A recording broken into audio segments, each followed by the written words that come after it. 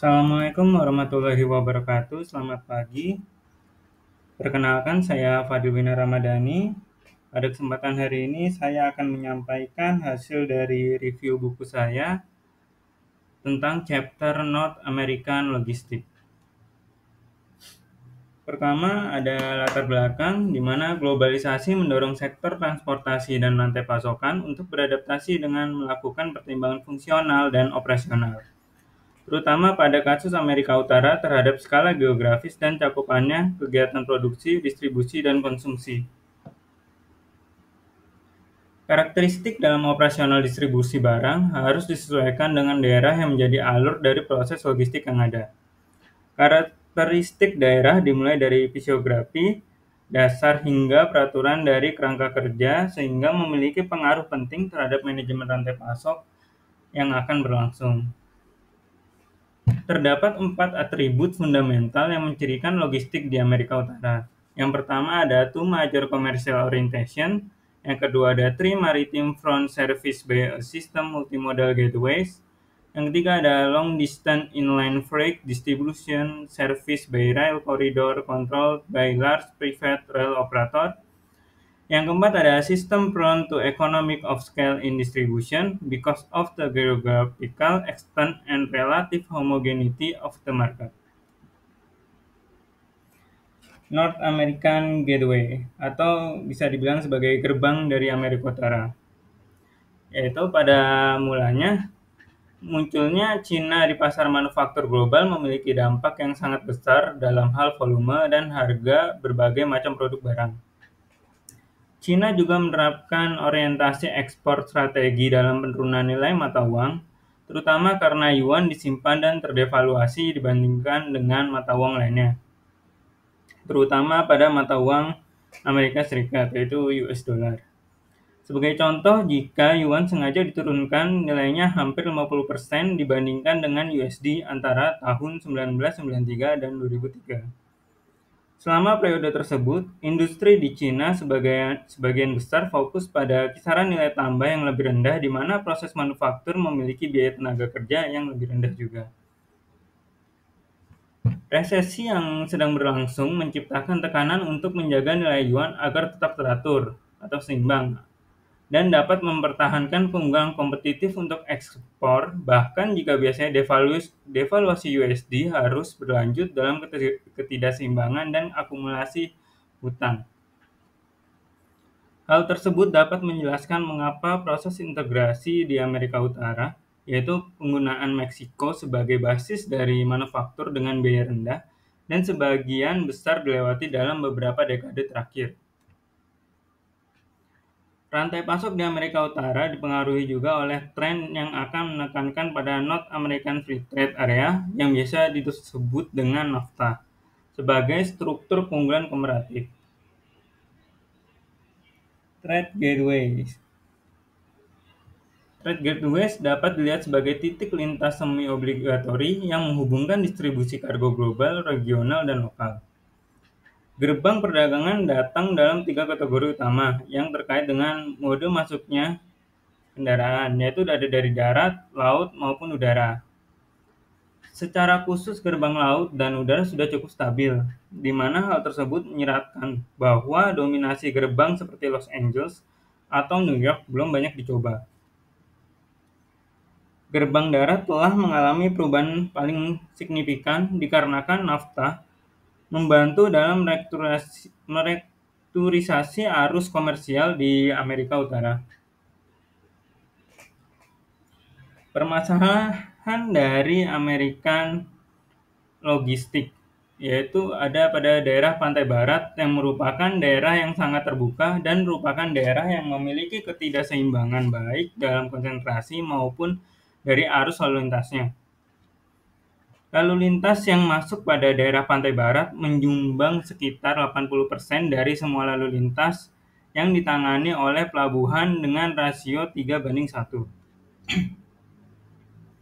Ciri dari North American Gateway adalah tingginya konsentrasi dalam sejumlah sistem gateway, di mana satu set gerbang modal dalam wilayah yang relatif ditentukan Hal tersebut berfungsi sebagai fungsional sistem yang menghubungkan kawasan itu dengan perdagangan internasional.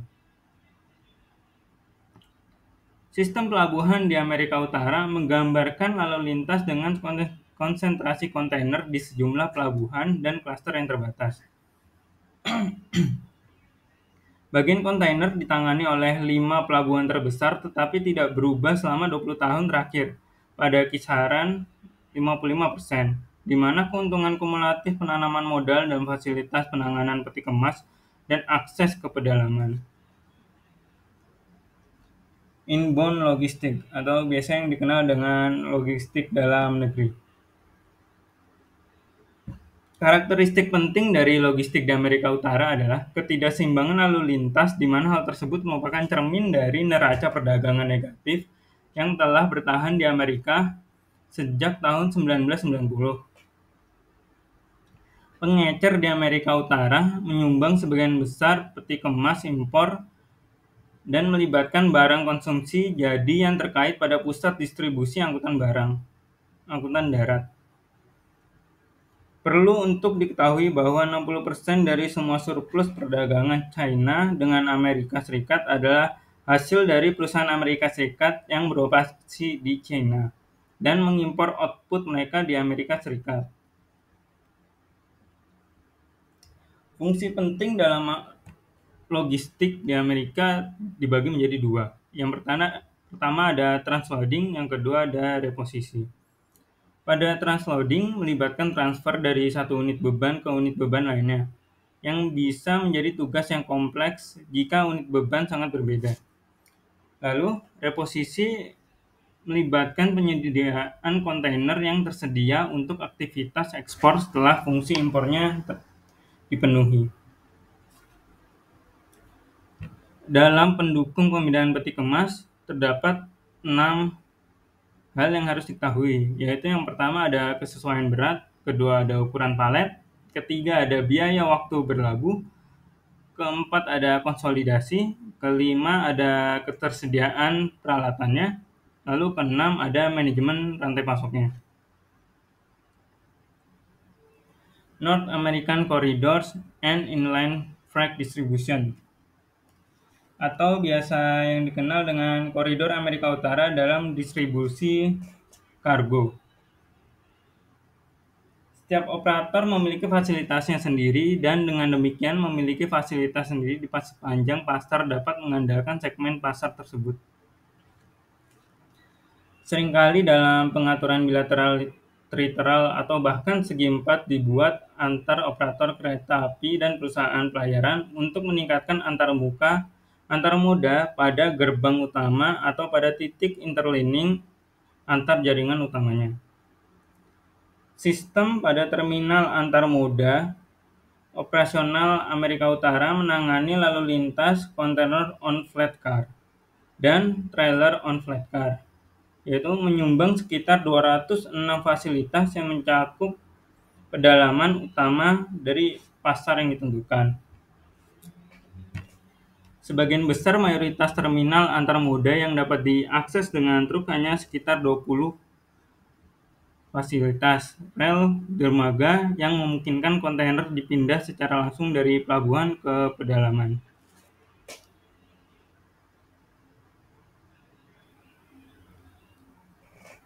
Air Freight Hub atau kargo udara. Amerika Utara adalah wilayah terpenting di dunia dalam hal kargo udara, dan lebih dari setengah volume angkutan udara dilakukan di wilayah Amerika Utara. Angkutan udara secara khusus berkontribusi pada munculnya klaster pusat distribusi di sepanjang lembah Sungai Ohio, di mana distribusi tersebut mengikuti koridor dari Ohio dan Indiana sampai Tennessee yang menampung jumlah gudang yang bertambah untuk fasilitas pengiriman barang dan kargo udara. Added value in inland freight distribution, atau nilai tambah dalam distribusi angkutan barang. Terdapat dua nilai tambah dalam distribusi angkutan barang. Yang pertama, melibatkan aktivitas yang meningkatkan efisiensi distribusi barang, sehingga nilai tambah menghasilkan manfaat yang dibawa kepada pengirim atau pelanggan. terutama dalam hal produk yang lebih murah disampaikan dengan cara yang andal dan fleksibel.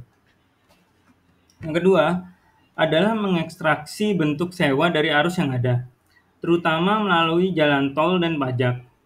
Nilai tambah menghasilkan keuntungan finansial untuk berbagai tingkatan pemerintah yang dapat digunakan untuk mendanai proyek infrastruktur dan meningkatkan desain.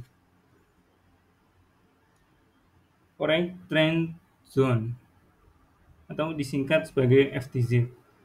Logistik Amerika Utara sangat dipengaruhi oleh pengaturan dari zona perdagangan luar negeri. Zona perdagangan luar negeri merupakan sebuah daerah yang dianggap di luar yurisdiksi pabean. Hal tersebut memungkinkan untuk mengimpor barang kategori tertentu tanpa melalui prosedur kepabeanan selama barang tersebut masih berada dalam zona yurisdiksi tersebut.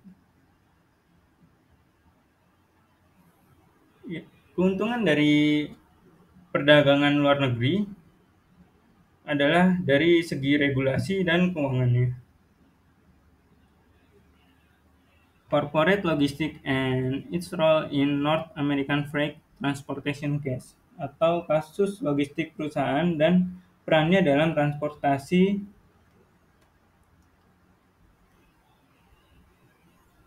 Di sini ada perusahaan Walmart, di mana perusahaan Walmart ini merupakan pengecer di Amerika Serikat yang saat ini menempati peringkat kedua dalam daftar Fortune, yaitu 500 perusahaan terbesar berdasarkan omset. Ekspansi spasial dari perusahaan dengan menempatkan gerai retail baru biasanya berpusat di sekitar tempat distribusi. Hal tersebut memungkinkan untuk mengirimkan pasokan secara efisien, di mana Walmart beroperasi pada 147 jaringan yang melayani sekitar 7.800 toko di seluruh dunia dan menerima sekitar 60.000 komoditas dari pemasok. Walmart merevolusi kecepatan dan efisiensi dalam membawa produk ke toko melalui strategi lokasi pusat distribusi dan teknik dari cross-docking.